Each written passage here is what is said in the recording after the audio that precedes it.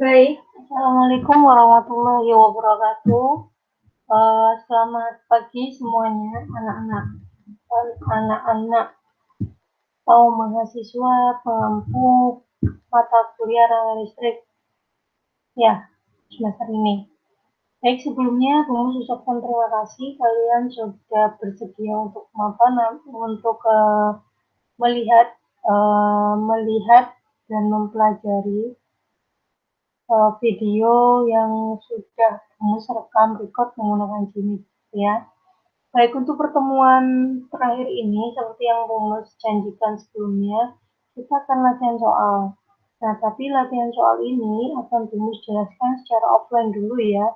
Ini adalah Bung memberikan video pada kalian dulu, nanti berikut-berikutnya kita bisa melakukan diskusi secara lain ya. Supaya kalian mandiri bagaimana sih mengerjakan latihan soal untuk persiapan UAS Listrik 2020. Nah, kisi-kisi untuk rangkaian UAS 2020 itu terdiri dari analisa NUT, MES, Norton, Takanin, dan superposisi. Jadi kita kisi-kisinya itu lebih ke materi setelah UTS, gitu ya. Jadi materi setelah UTS ini yang akan menjadi topik atau bahan untuk UAS tahun 2020. Nah, seperti kita ketahui bersama, analisa NUT, MES, Norton, Thevenin, dan superposisi itu merupakan teorema-teorema yang kita pelajari dan sudah kita juga terapkan serta latihan soal di berbagai macam rangkaian. Jadi kisi-kisinya ini ada 1, 2, 3, 4, 5. Ada 5 materi ya, atau 5 bahan teori yang digunakan untuk UAS. Baik, just info pada kalian, untuk UAS rangkaian listrik itu akan terdiri dari 2 soal pokok, di mana satu soal terdiri dari beberapa sub-sub pertanyaan atau ABC gitu ya. Kemudian satu soal lagi adalah satu soal analisis gitu ya. Nah, sehingga harapannya kepada kalian ke depannya nanti kalian bisa menerapkan ilmu rangkaian listrik kalian itu lebih ke arah permasalahan atau studi kasus yang membutuhkan analisis gitu ya. Oke, yang pertama adalah kisi-kisi pertama. Bumus akan mulai dari kisi-kisi yang pertanyaannya itu lebih mengarah ke studi kasus. Nah, yang pertama adalah merupakan studi kasus atau penerapan teorema superposisi. Jadi di sini ada suatu permasalahan yang berkaitan sama rangkaian listrik gitu ya, mana nanti rangkaian listrik ini kita butuh analisis, kita butuh prediksi, di mana prediksi itu membutuhkan analisis, analisis itu membutuhkan suatu metodenya menggunakan superposisi, atau bahasa kasarannya adalah aplikasi dari superposisi. Nah, contohnya begini, nak. Jadi misalkan di dalam suatu ruangan terdiri dari beberapa lampu. Lampu di sini itu bisa digantikan atau bisa dinamai sebagai beban atau resistor, ya. Di mana lampu ini mempunyai klasifikasi dengan daya maksimum 250 mW. Nah, di mana lampu ini dirangkai dengan menggunakan sumber tegangan dan sumber arus. Kita tahu sumber tegangannya adalah 6 volt, nah sumber arus ini belum diketahui nilainya. Di mana sumber arusnya ini kita disuruh memprediksikan sumber arusnya berapa, kemudian nilainya berapa agar lampu ini tidak cepat panas, agar lampu pada rangka ini tidak cepat panas. Nah, di sini juga ditekankan bahwa apabila arus yang mengalir mengakibatkan panas pada lampu, sehingga lampu itu rusak gitu ya, tentukan nilai arus yang mungkin agar lampu tersebut tidak panas sehingga terjadi kerusakan. Jadi model soal ini itu adalah model soal analisis. Analisis yang membutuhkan suatu metode di mana metode itu superposisi. Baik, jadi soal ini itu terdapat rangkaiannya itu adalah R1, rangkaiannya adalah seperti ini. Jadi rangkaian itu ada lampu, ada sumber tegangan dan sumber arus. Nah, lampunya ini disimbolkan dengan resistor, di mana lampu itu resistor beratnya 100 ohm, kemudian lampu yang kedua beratnya adalah 60 ohm, di mana masing-masing resistor ini atau lampu ini itu mempunyai klasifikasi daya 250 mW. Jadi ini 250 mW, daya maksimumnya ini 250 mW. Di mana lampu ini dirangkai bersamaan dengan sumber tegangan 6 volt dan sumber arus IX. Nah, sumber arus IX-nya ini yang kita belum diketahui nilainya berapa. Jadi ini yang dicari, nah, parameter IX ini yang dicari. Jadi parameter nilai IX ini yang berapa sih nilainya?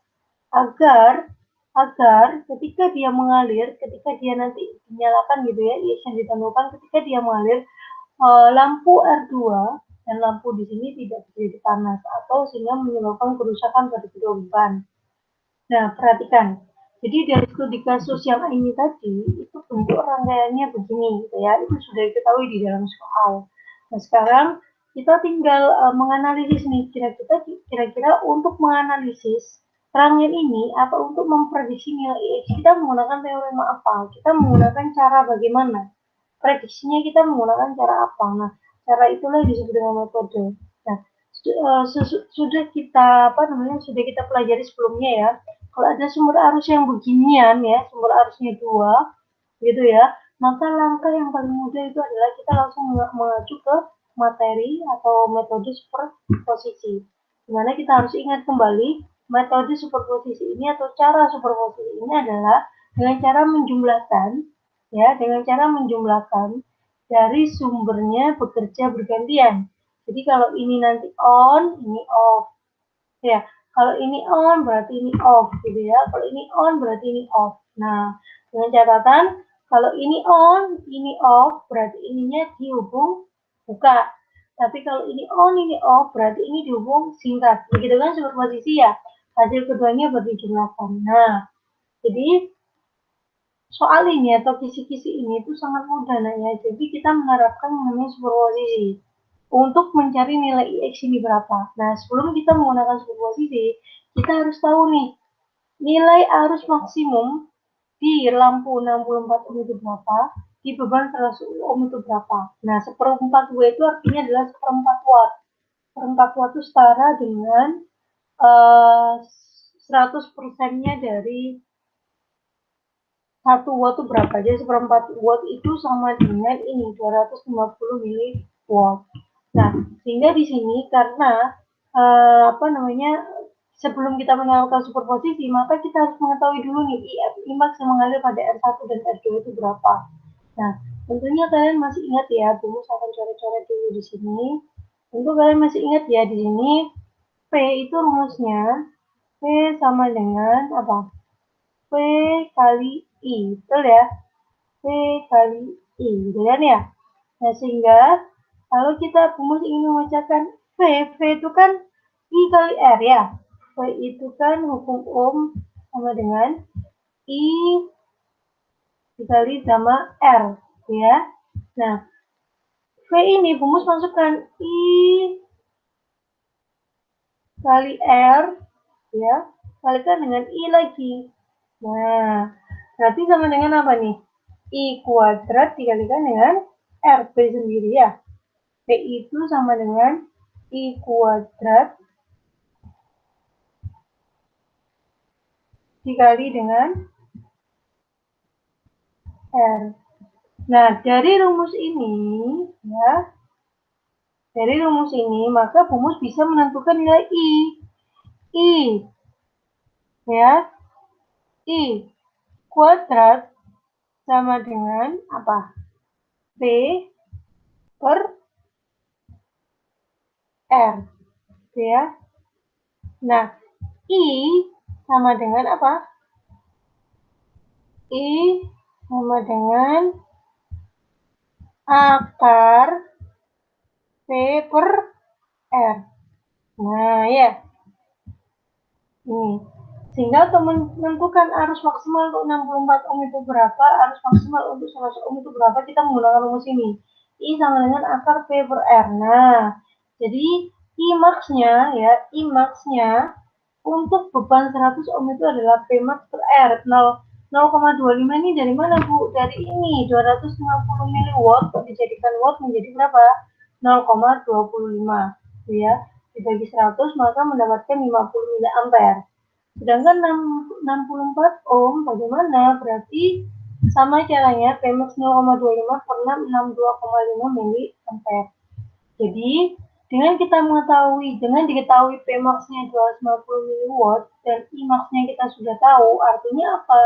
Jadi artinya adalah arus yang mengalir pada 100 ohm ini itu maksimal adalah 50 mA, tidak perlu lebih.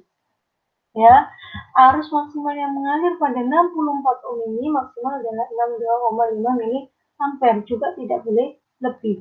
Nah, kalau sudah kita mencari nilai Imax masing-masing sesuai dengan nilai daya yang diketahui, maka langkah berikutnya adalah kita jalankan aplikasi superposisinya. Nah, superposisinya seperti kita ketahui bahwa adalah yang pertama, ketika 6 volt yang bekerja atau ketika tegangan yang bekerja. Jadi kalau tegangan yang bekerja, maka bagaimana? Maka ini open, gitu ya. Open berarti tidak dirangkai, sehingga rangkaiannya menjadi begini, tinggal begini. Nah, arah arusnya itu kan arah arusnya